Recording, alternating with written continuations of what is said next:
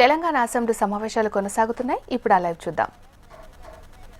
ఇస్తున్నా లేదా కూడా మీరు దయచేసి మీరు రిప్లైలో ఆన్సర్ చేయండి. రెండోది 16.5 లక్షలు ఉన్న పార్టీ బిలో పెద్ద పెద్ద వాళ్ళు ఎవరు లేరు అధ్యక్ష. చిన్న చిన్న వివాదాలు ఉండే, కోర్టు కేసులు ఉండే, ఇన్ఫర్మేషన్ లేకుండే, వాటిలో కూడా ఇవాళ 14 లక్షల మందికి వాళ్ళకి హక్కులు వాళ్ళ దాని మీద కల్పించబడ్డాయని చెప్పి కూడా మీ ద్వారా ఈ సభకు తెలియజేస్తున్నా. 1,42 లక్షల ఎకరాలు ఉంటే ఇలా 1,56 లక్షల ఎకరాలకు ఇలా పాస్బుక్లు ధరణి ద్వారానే ఇవాళ కూడా ఇస్తున్నారని చెప్పి కూడా మీ ద్వారా తెలియజేస్తున్నా అధ్యక్ష. వారు చెప్పిన మ్యూటేషన్ లో వారు చెప్పింది ఏంటి, ఇంతకుముందు మ్యూటేషన్ అనేది రిజిస్ట్రేషన్ తో పాటు జరిగేది, ఇంతకుముందు ఇబ్బంది అయ్యేది. వారు ఇప్పుడు ఏం పెట్టారు అందులో, ఇవాళ ఆ ఎంఆర్ఓ సంతృప్తి ఎందుతోనే ఆ మ్యూటేషన్ జరుగుతుందని చెప్పేసి అని చెప్పిండ్రు. అది సరైనది కాదని చెప్పి మా అభిప్రాయంగా చెప్తున్నాం. ఇంకోటి ఇప్పుడే చెప్పిండ్రు మంత్రి గారు, ఫైనాన్స్ మినిస్టర్ గారు, అనుభవదారు కాలంలో అనేక మందిని పెట్టి చేసిండ్రు, అది అనుభవదారు కాలం కరెక్ట్ కాదని చెప్పి కూడా చెప్పిండ్రు. మరి మళ్ళా ఎందుకు అనుభవదారు కాలం చేస్తున్నారు అధ్యక్ష? ఈ భూభారతిలో అనుభవదారు కాలం మళ్ళా తీసుకొచ్చిండ్రు. ఇవాళ అనుభవదారు కాలం తీసుకొచ్చి మళ్ళీ ఒక దుకాణం తెరుస్తున్నారు అధ్యక్ష. అదేవిధంగా అధ్యక్ష పల్లా రాజేశ్వరరెడ్డి గారు సభను తప్పుపట్టారు. అనుభవదారు కాలం ద్వారా వచ్చిన హక్కులన్నింటినీ కాలరాసి ధరణిని తీసుకొచ్చారు, అది కరెక్ట్ కాదని చెప్పాను. నేను ఎందుకు చెప్తున్నాను కూడా ఉంటున్నాను అధ్యక్ష, అనుభవదారు కాలం ఎందుకు ఉండాలని కూడా చెప్తున్నాను అధ్యక్ష. మనకి స్వాతంత్రం వచ్చే నాటికి, మరీ ముఖ్యంగా తెలంగాణ ప్రాంతంలో ఆనాటి నిజాం పరిపాలనలో రాజు దైవాంశ సంభూతుడు, భూమంతా వారిదే, ఎవరికి హక్కులు లేవు. మొట్టమొదటిసారి ఆ హక్కులు లేవు కాబట్టి అడ్డగోలుగా మీరు కట్టేటువంటి భూమిపై కట్టే పన్ను పండించే పంట కంటే కూడా ఎక్కువ వేసి రైతులు ఇబ్బంది పెడతా ఉంటే, ఆ ఇబ్బంది పెట్టే క్రమంలో ఉన్న భూములు కూడా కోల్పోయి చివరికి వెట్టి చాకిరి దారి తీస్తే, ఆ వెట్టి చాకిరిలోంచి వచ్చిన ఉద్యమమే మనం అనుకునేటువంటి సాయుధ రైతాంగ పోరాటం. భూమి కోసం, భక్తి కోసం, విముక్తి కోసం భూ పోరాటం జరిగింది. ఆ భూ పోరాటం జరిగి, ఇది రాజు దైవం సంబూతులు కాదు, భూమి అంతా వాళ్ళది కాదు, ఎవరైతే గ్రామాల్లో భూములు దున్నుతా ఉన్నారో ఆ రైతులకే హక్కు కల్పించాలని పోరాటం చేస్తే, ఆ పోరాట స్ఫూర్తిని అర్థం చేసుకున్నటువంటి కాంగ్రెస్ పార్టీ అధికారంలోకి వచ్చిన తర్వాత తెలంగాణ టెనెన్సీ యాక్ట్ అని తీసుకొని వచ్చి, దున్నేటువంటి ప్రతి రైతుకి రైతు రాజ్యాన్ని కాదు, లేకపోతే రాజుది కాదు, ప్రజలదని చెప్పి మొట్టమొదటిసారి భూమిపైన రైతులకి హక్కు కల్పించి చట్టం చేసిచ్చిన తర్వాత కూడా ఇంకా కొద్దిమంది కొన్ని వేల ఎకరాలు గ్రామాలు జమీందారులు జాగీర్దారు పేరు మీద ఉంటే, దాని మీద వచ్చినటువంటి ఉద్యమంలో నుంచి మళ్ళీ భూ సంస్కరణ తీసుకొచ్చి 70s ఆనాడు ఇందిరాగాంధీ గారు, ఇక్కడ పివి నరసింహరావు గారు ముఖ్యమంత్రిగా ఉండి ల్యాండ్ రిఫార్మ్స్ ద్వారా భూ పంపిణీ చేశారు. ఇంకా కొద్దిగా మిగిలిపోయి ఇక్కడ ఉన్నటువంటి ఒక ఫ్యూడల్ వ్యవస్థ, భూములు చేతిలో పెట్టుకొని అధికారాన్ని పూర్తిగా చేతిలో పెట్టుకుంటే నక్సల్బరీ ఉద్యమం వచ్చింది. ఆ ఉద్యమం వచ్చిన సందర్భంలో ఆయా గ్రామాల్లో ఉన్నటువంటి పెద్ద పెద్ద దొరలు, జాగీర్దారులు, జమీందారులు ప్రాంతాన్ని వదిలిపెట్టి, ఆ గ్రామాలు వదిలిపెట్టి, ఆ భూముల్ని అక్కడ ఉన్నటువంటి దున్నుకునేటువంటి రైతులకి ఆ డబ్బులు తీసుకొని తెల్లకాగితం మీద రాసి ఇచ్చేసి, మాకు ఈ భూములు అవసరం లేదు, మీరు దున్నుకుంటున్నారు, డబ్బులు ఏంటని రాసి తీసుకొని, ఆ భూమికి సంబంధించిన డబ్బులు తీసుకొని వీళ్ళు వచ్చేస్తే, వాళ్ళు ఆ తెల్లకాగితం మీద రాసుకొని వాళ్ళు ఆ కాలంలో ఏంటి ఆక్యుపేషన్ కాలంలో వాళ్ళ పేర్లు ఎంట్రీ చేయించుకొని పని చేసుకుంటూ వచ్చారు, దున్నుకుంటూ వచ్చారు, దశాబ్దాలుగా వస్తాం.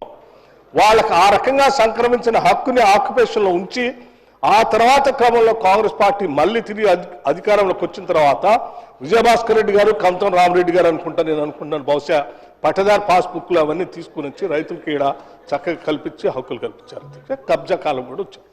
ఇవాళ మీరు వాళ్ళందరూ ఆ జాగీర్దారు, జమీందారులు వదిలేసిపోయినటువంటి భూముల్లో దున్నుకుంటూ డబ్బులు ఇచ్చి పొందినటువంటి హక్కుని ఆక్యుపేషన్ కాలంలోకి వస్తే కొన్ని లక్షల మంది ఉన్నారు. ఆ ఆక్యుపేషన్ కాలం ఎత్తేసారు మీరు, వాళ్ళకి భూమి మీద హక్కుని ఎత్తేసారు. అరే, ఏ ఉద్యమాల ద్వారా అయితే గ్రామాలు వదిలిపెట్టి భూములు అమ్ముకొని పోయినటువంటి వాళ్ళందరికీ మళ్ళీ తిరిగి మీరు హక్కు కల్పించారు ధరణి ద్వారా. అంటే అసలు వాళ్ళేమో అన్యాయం చేసి గాలి కొదిలేశారు.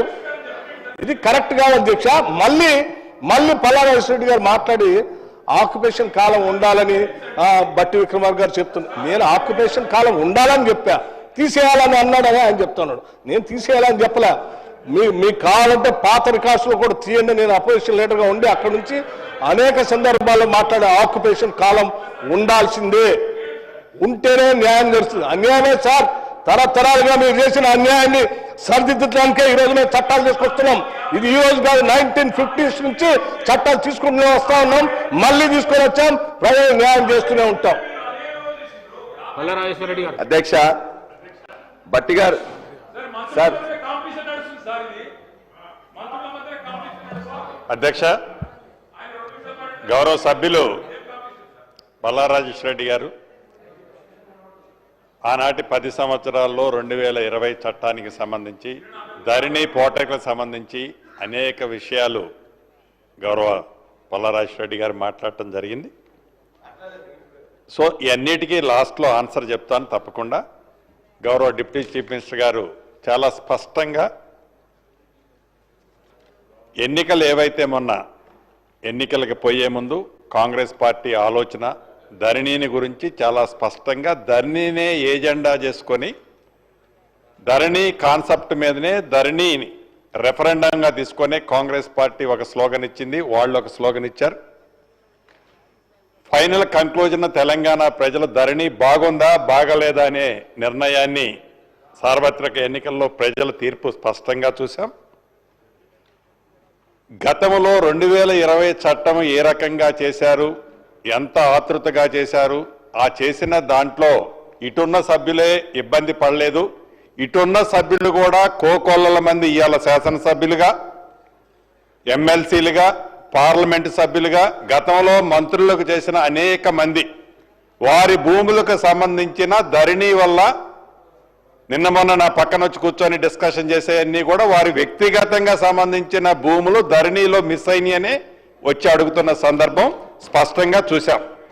నేను తమరి ద్వారా గౌరవ సభ్యులకు ఒక్కటే చెబుతున్నాను, ఎస్, కాంగ్రెస్ పార్టీ సైంటిఫిక్గా ప్రజల కోరిక మేరకు భూభారత కాన్సెప్ట్తోనే రాబోయే మళ్లీ సార్వత్రిక ఎన్నికల్లో భూభారత కాన్సెప్ట్తోనే మేము పోతున్నాం. మీరు ధరణి కాన్సెప్ట్తో ఆనాడిపోయి మీరు అదే మళ్ళీ మీది మీరు సమర్థించుకునే పని చేస్తున్నారు తప్ప గౌరవ మా భట్టి గారు చెప్పినట్లు నిజాన్ని ఒప్పుకోకుండా, నిజాన్ని నిజమని చెప్పకుండా అహం అడ్డం వచ్చి మీరు మాట్లాడుతున్నారే తప్ప తప్పకుండా భూభారత్ని చాలా ప్రజల కోసం, ప్రజల సౌకర్యార్థం పబ్లిక్గా అనేక సందర్భాల్లో పబ్లిక్ డొమైన్లో పెట్టి చర్చించిన తర్వాత భూభారత్ తీసుకొచ్చాం. మీరిచ్చే సూచనలు సలహాలు తప్పకుండా మంచివైతే సేకరిస్తాం.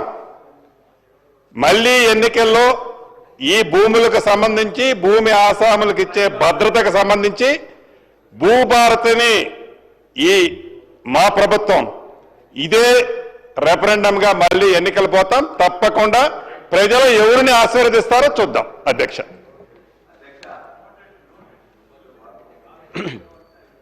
మంత్రులు మాట్లాడుతూ ఖచ్చితంగా మాకు రెఫరెండంగా వచ్చిందన్నారు. మీకు రెఫరెండంగా వచ్చింది 6 గ్యారంటీల మీద మీకు ఇచ్చిన పవర్ తప్ప మీరు ఇచ్చిన అనేక వాటి హామీ 420 హామీల మీద పవర్ ఇచ్చింది తప్ప ఈ ఒక్క దీని మీదనే మీకు రాలేదు అధ్యక్ష. మేము కూడా ఖచ్చితంగా చెప్తున్నాం, మేము కూడా మీరు ఏదైతే ఇవాళ భూభారతి పెట్టి భూహారతి చేయబోతున్నారో ఆ భూహారతి మీదనే ఖచ్చితంగా మీరు అనుకున్నట్లయితే ప్రజల ముందుకు మేము వెళ్తాం, మీరు వెళ్తాం. ఖచ్చితంగా ఆ రోజు మళ్ళీ ఏం రెఫరెండ్ వస్తుందో చూద్దాం. వారు చెప్పారు భూస్వాములు జాగీర్దారులు చాలా మంది ఉన్నారని చెప్పేసి. మరి మీ యొక్క ఈ చట్టంలోనే ఈ యొక్క తెలంగాణ సోషియో ఎకనామిక్ అవుట్బుక్ బుక్లోనే మీరు ఇచ్చారు ఏమని, ఈ రాష్ట్రంలో 25 ఎకరాల కంటే ఎక్కువ ఉన్న వాళ్ళు ఓన్లీ 9,000 మంది ఉన్నారు మాత్రమే మీరు లిస్ట్ ఇచ్చారు. మరి ఎక్కడ భూస్వాములు ఉన్నారు? 52 ఎకరాల పివి నరసింహరావు గారు తెచ్చిన సీలింగ్ యాక్ట్ ప్రకారం 54 ఎకరాల కంటే ఎవరికి ఎక్కువ ఉండకూడదు. ప్రతిరోజున 100 ఎకరాలు 200 ఎకరాలు 400 ఎకరాలు ఉన్నదని చెప్పేసి మాట్లాడుతుంటారు. అవగాహన ఉండి మాట్లాడుతుందా లేదా అని చెప్పి తెలియదు ఇది.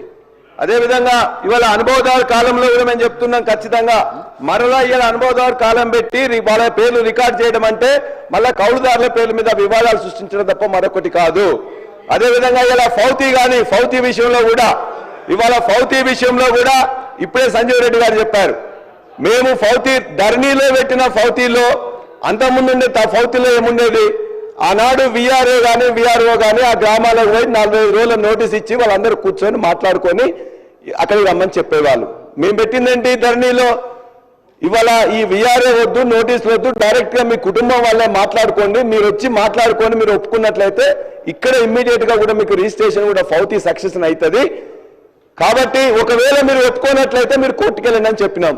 మళ్ళా మీరు ఇలా బయటికి మళ్ళా పంపించి మళ్ళా విఆర్ఓని కూర్చుని నోటీసులు ఇచ్చేసి ఆ యొక్క ఫౌతీ సెక్షన్ లో కూడా మళ్ళా వివాదాలు సృష్టించే విధంగా ఈ చట్టంలో చెప్పబడింది. కాబట్టి అది కూడా సరిగ్గా లేదు. అదేవిధంగా జమాబందీ అని పెట్టిండ్రు. ఎందుకు చేస్తారు అధ్యక్ష జమాబందీ? జమాబందీ అనేది 2011-12 నుంచి మొత్తం బంద్ అయిపోయింది. ఆ ఊర్లో ఉండే భూమి, ఆ భూమి స్వరూపం ఎట్లా ఉంది, భూమి యాజమాన్య హక్కులు ఏమైనా మారినాయా, అది తడి ఉందా, కుష్కి ఉందా, నీళ్ళు వస్తున్నాయా, దానికోసం అని చెప్పేసి పెట్టేవాళ్ళు. ఇవాళ మొత్తం తీసేసినాం. మళ్ళా ఇవాళ జమాబందీ పేరులో మళ్ళొక దుకాణం తెరిచిండ్రు ఇవాళ భూభారతిలో. అంతేకాదు ఇవాళ భూమి స్వరూపం తెలుసుకోవడానికి ఇవాళ ఏఈఓలు ఉన్నారు. 5,000 ఎకరాలకు ఒక చొప్పున ఏఈఓలు 2,600 మందిని గత ప్రభుత్వం రిక్రూట్ చేసింది. వాళ్ళందరూ రికార్డ్ చేసుకుంటున్నారు. ఎందుకు ఈ జమాబందీ? అంతేకాకుండా మాన్యువల్ పహాణి అని చెప్పి మళ్ళా మొదలు పెట్టిండ్రు. మాన్యువల్ పహాణి అంటే ప్రతి సంవత్సరం నీకు రికార్డెడే ఉంటుంది. ఆ రికార్డులో దాన్ని రాకుండా మొత్తం మాన్యువల్ పహాణి చెప్పి ఎండాకాలంలో మళ్ళా కూర్చొని వాళ్ళు మళ్ళీ ఉన్న పట్వారీ కానీ లేకపోతే విఆర్ఏ విఆర్ఓ రాసి మళ్ళా అదొక దుకాణం. ఫౌతీ కానీ మ్యుటేషన్ కానీ ఇవన్నీ కూడా మళ్ళా మళ్ళా కొత్త దుకాణాలు తెరిచింది తప్ప మరొకటి కాదు. వాటి దయచేసి మీ అందరం కూడా గౌరవ సభ్యులు అసత్యాన్ని సత్యంగా చేయాలని ఏదైనా ఆతృత పడుతున్నారో అవన్నీ రేపొద్దున రూల్స్ అంటే మీరు మాట్లాడే దాంట్లో నైతిక హక్కే లేదు. మీరు 2020లో చట్టాన్ని చేసి మీరు దిగిపోయేంత వరకు ఆ చట్టానికి సంబంధించిన రూల్సే ఫ్రేమ్ చేయని మీరు, ఆ రూల్సే ఫ్రేమ్ చేయని మీరు భూభారతిని మేము 2025 జనవరి 4వ తారీఖున చట్టం తీసుకొచ్చి రూల్స్ ఫ్రేమ్ చేసి పెడుతున్న మమ్మల్ని ఏలెత్తి మీరు మాకు చూపిస్తుంటే అసలు మిమ్మల్ని ఎలా ప్రజలు అర్థం చేసుకుంటారో మీరు అర్థం చేసుకోవట్లే. ఏదైతే మాన్యువల్ పానీ అంటారు, విఆర్ఏ విఆర్ఓల్ని తీసేసామంటారు. ఎస్, మీరు తప్పు చేశారు కాబట్టే విఆర్ఏ విఆర్ఓ వ్యవస్థలో మంచి వాళ్ళని తప్పకుండా ప్రతి రెవెన్యూ విలేజ్కి ఒక ఆఫీసర్ని పెడుతున్నాం. బేఫిగర్గా చెప్తున్నాం. చట్టంలోనే కాదు, ప్రజలు అడుగుతున్నారు, కోరుకుంటున్నారు. అనేక సందర్భాల్లో చెప్పినాం. ఏదో నట మాన్యువల్ పానీ అట, మళ్ళీ ఏదో ఓపెన్ చేస్తున్నట, మ్యుటేషన్ అట అంటే కట్టుకథలు మళ్ళీ చెప్పి ఆ కట్టుకథల్ని పదే పదే పదే చెప్పి ఇది నిజమని ఒప్పించడానికి గౌరవ సభ్యులు ఏదైతే తాపత్రయపడుతున్నారో అది వారి విజ్ఞతకే వదిలేస్తున్నారు అధ్యక్ష.